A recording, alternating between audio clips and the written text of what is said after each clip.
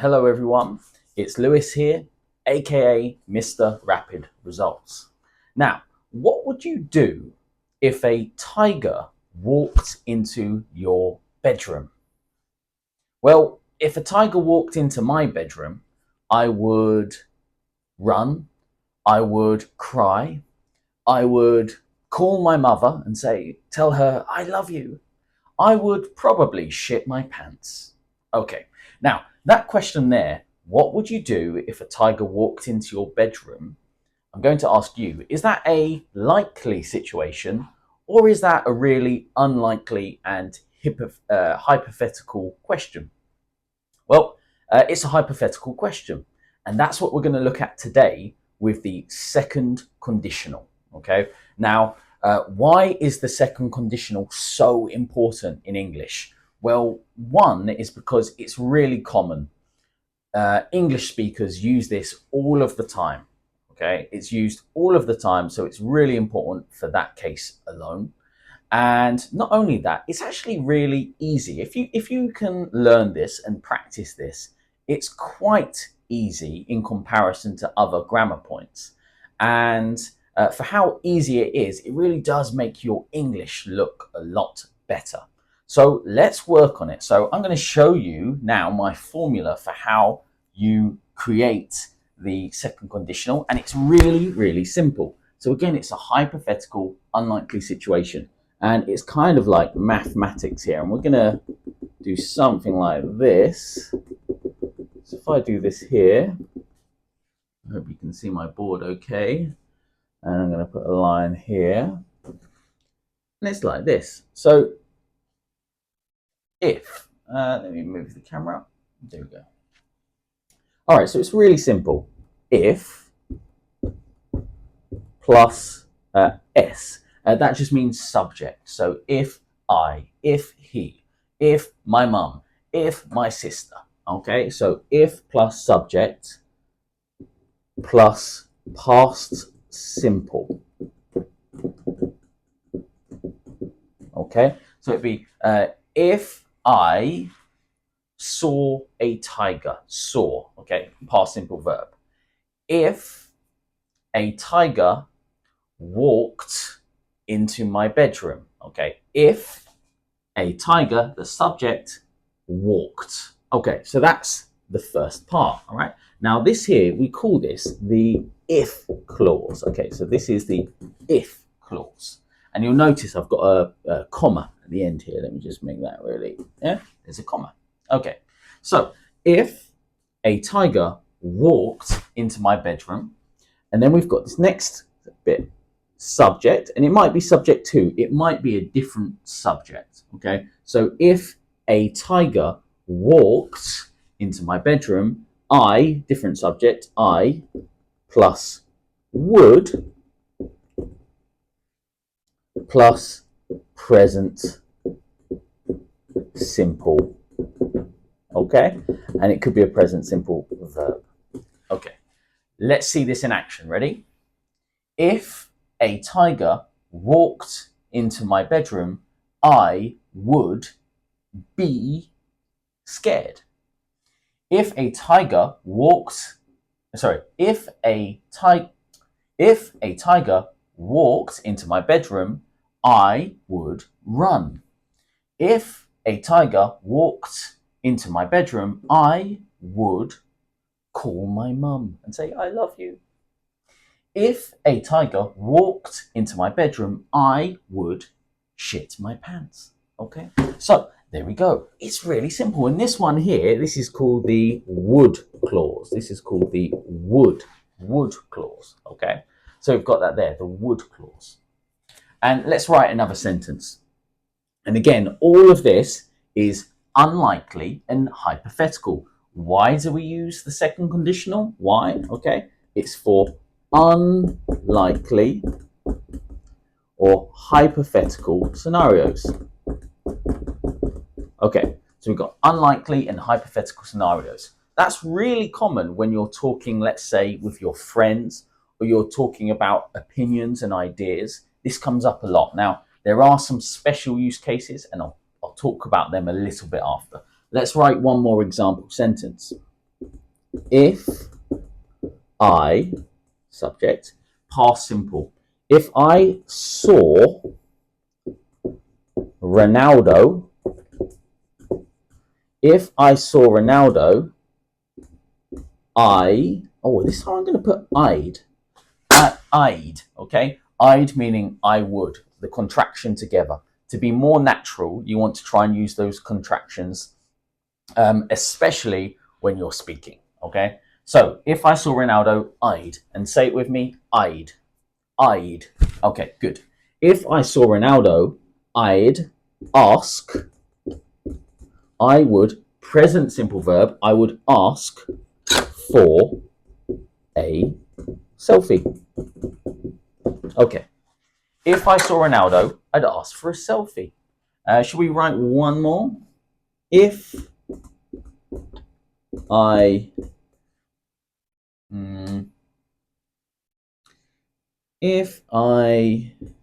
could meet one historical, bit more complicated this one, but whatever. All right, this is the if clause. If I could, okay, because that's the past simple of can, if I could meet one historical figure, I'd meet, you decide, Abraham Lincoln. There we go. Okay.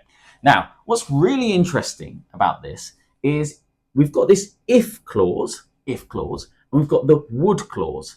And actually, it doesn't matter which order they go in. The if clause can go first, or the would clause can go first. So actually, I can do that right now. Let's take a look. So if I, let me get rid of this one for now. All right. If I saw Ronaldo, that's the if clause. I'd ask for a selfie, that's the would clause. I can actually change this. And I can say, I can start with the would clause if I want. You can just switch them, it doesn't matter. So here we go. I'd ask for a selfie. I'd ask for a selfie if I saw Ronaldo.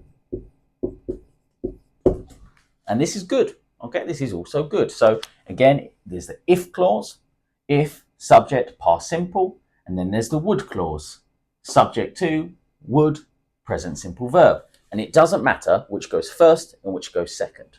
Do you notice there's one small tiny difference between the sentence with the would clause first? Can you see what that one tiny difference is? You can pause and have a look if you want. All right, and stop there. So the difference is there is no comma. Okay, so when the if clause is first, we need a comma at the end. But if the would clause comes first, we don't actually need the comma for a little space, okay, for it to make sense. Now, oops, drop my pen. Whoa. So, what's next? Now, we've done it for the positive. Now, this formula works really well, and you can easily follow this, but what if it's a negative? Okay, so it's actually really straightforward. If it's a negative, it's really simple. So and it will just be past simple negative. Okay, or you would just put I wouldn't. Okay, I would not, which would look like wouldn't. Okay, so actually, let's just stick with here. Let me write an example.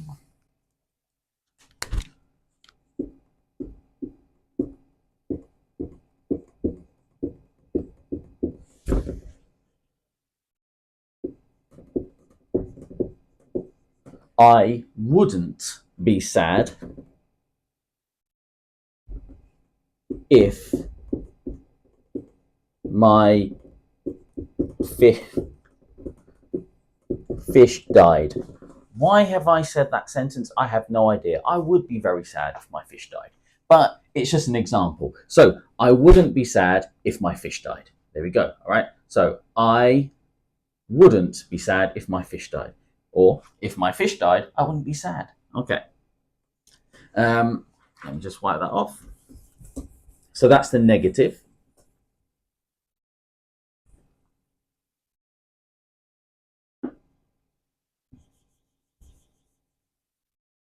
We could also have it with the past simple negative as well. If I didn't need, if subject I, past simple negative, didn't need. If I didn't need the money, I wouldn't stay in this job. Okay. If I didn't need the money, I wouldn't, past simple, present simple verb, I wouldn't stay in this job. That's an example of it in the negative. Okay. If he didn't live so far away, we would hang out more often. There we go. All right. There's another good example. So, hypothetical situations or unlikely situations. Now, let's just quickly take a look at questions and on how these are asked. Let me just wipe this off. Okay. Okay, so for questions, we'd say something a little bit different. Oh, has that gone? I'm working out how to use my new camera. So this is how we would do it for questions. It's a little bit different. I could do something like this. If you could fly, where would you go? Okay, so it's pretty simple with the questions. If you, okay, if plus subject plus past simple verb, okay, then here I've got a question word plus would or just would, you, subject to. Sorry, I'm making this more complicated than it needs to be. Let's just do this. If plus subject plus past verb, okay, comma. Here's the if clause. Then we've got here, this is optional, but this would be like a question word. Who, what, where, when. Okay. Plus would plus subject to plus present verb. Question mark. Okay. If you, past simple verb, could fly, question word, where would, subject to, you, present simple verb, go. Where would you go? If you could fly, where would you go? Okay. And again, I can still swap these around. Where would you go if you could fly? Okay. It's very simple. If you could, would you? That's an example without a question word. If you could, would you? All right. If you could read people's minds, would you? Okay, there's an example of a question. We've got the formula. It's very simple to follow. Is the positive, the negative, and the questions. Let's rub this off. Okay.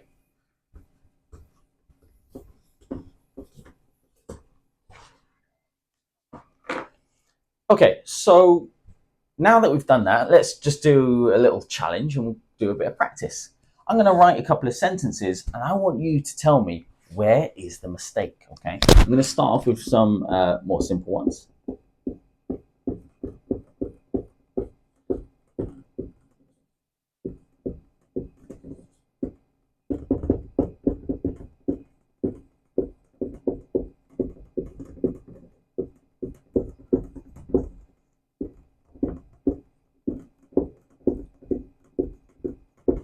Okay, so I want you to read that sentence and I want you to tell me where is the mistake. There is a mistake in that sentence, okay?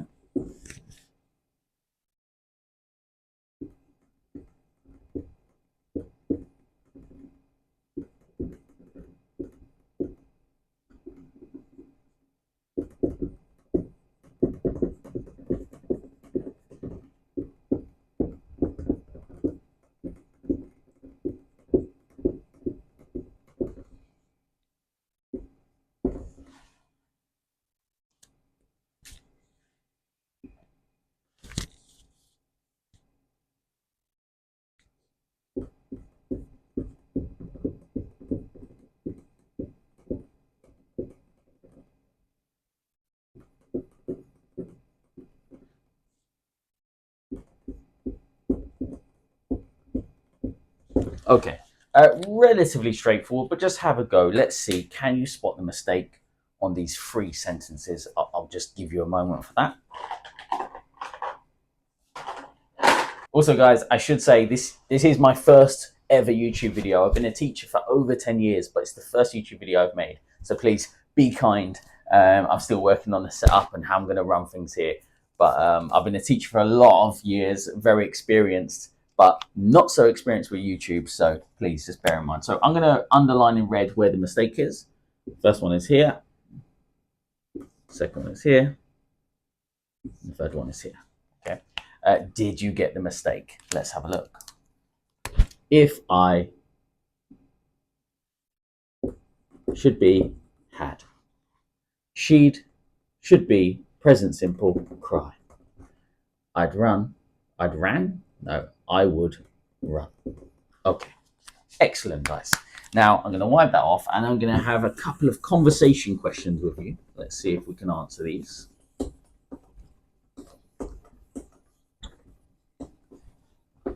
Again, guys, really the ambition of these videos, I want you to try and use the video and interact with the video rather than just watch it. So that's why I might go a bit slower, but I want you to interact with this, try and complete it, try and do the conversation questions, etc., etc.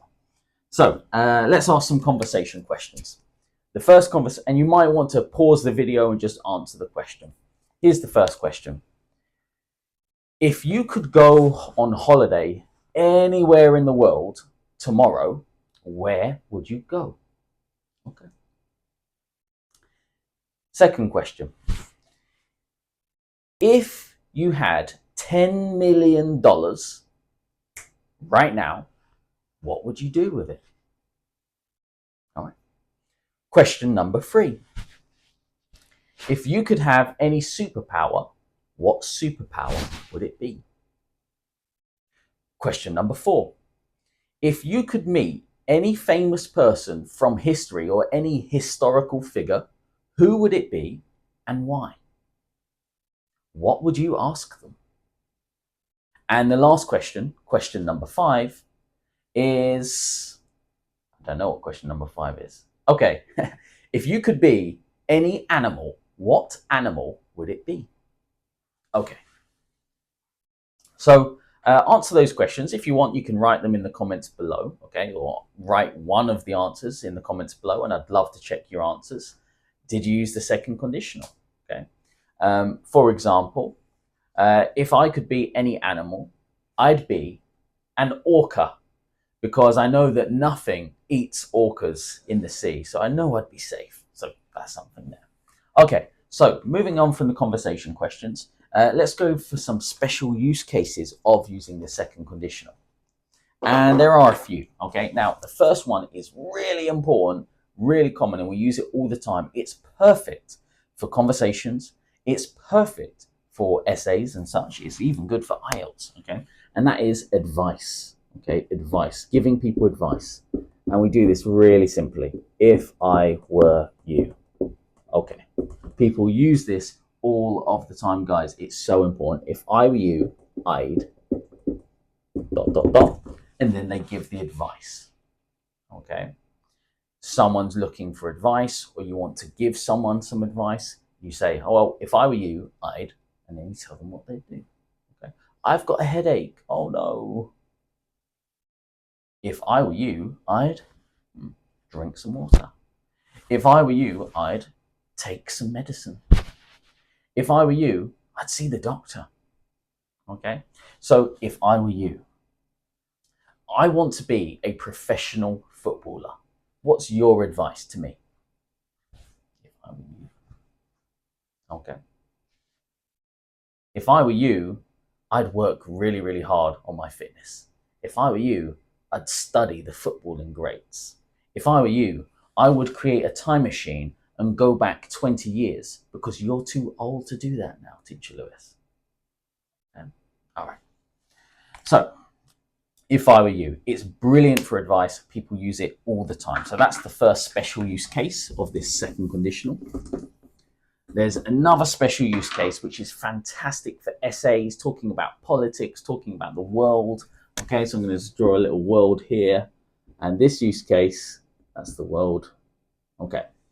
This is great for IELTS, great for essays. And it's something like this, okay? If governments, let's say, for example, if governments didn't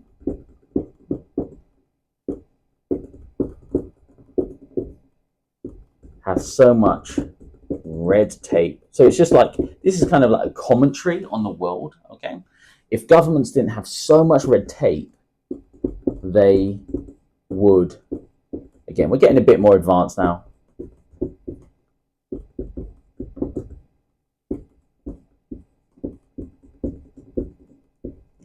Okay. So here's an example, right? If governments didn't have so much red tape, they would get things done quicker. All right, so it's just kind of like a general commentary on the world, society, politics. You can use this about philosophy. Okay, if government subject past simple verb didn't have so much red tape, some of you are probably thinking, what does red tape mean? Okay, red tape is a term used to describe like excessive or lots and lots and lots of admin and paperwork that is required, usually in a government or a company, in order for change to happen. So you might want to do this action over here, but you can't do it because you've got to do this, and you've got to get this approval and that approval and get this, and then you can do it. So that's what we call like red tape. It's usually needing to ask for permission, and then maybe that permission gets rejected, or it has to go through this council or this. That's like red tape. Okay, so if governments didn't have so much red tape, they would get things done quicker. That's just an example. All right. If schools didn't spend so much time teaching X, Y, and Z, they would get better results. Okay, so like this is a great use case for the second conditional. Again, this is something that's going to make you look very intelligent with your English, is being able to use it for like societal commentary. Okay, that's the second use case. Second special use case, I should say.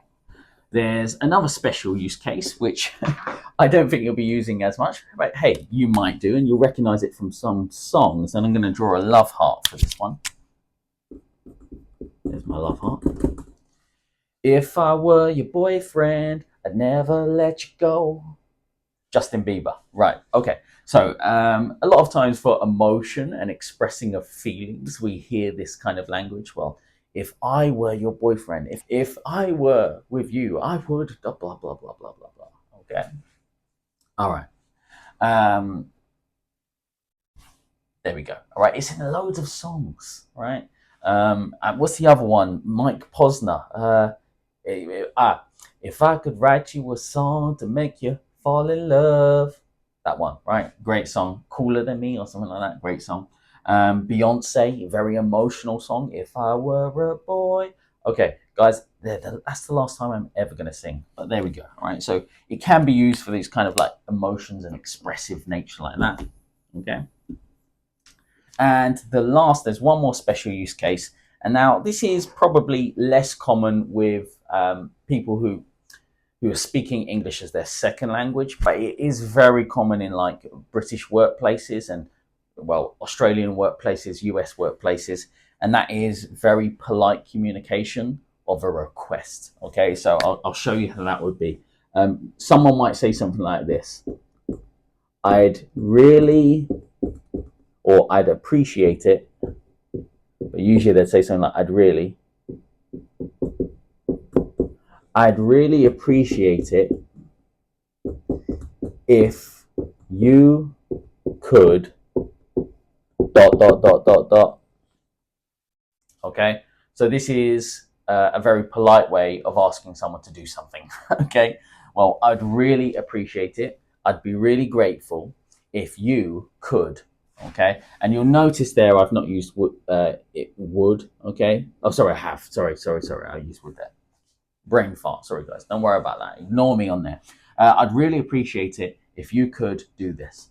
I'd really appreciate it if you would do this. Okay, for example, very polite request, super common, right? If you could get that report to me by Friday, I'd be very grateful. Okay, That's another way of saying, do the report, please. Okay. But it's just a way that we kind of, oftentimes, especially in Britain, you know, they tiptoe around these things. But it's a good one to know. It can be used for a polite request. Now, to finish the video, guys, and before we do finish the video, these lessons, I'm going to be posting them 3 times a week. I'm going to be posting videos. But if you want to work with me on a one-to-one basis, I only work with 5 students at a time. We have it so they have direct communication to me through WhatsApp, and then we have 1 session a week.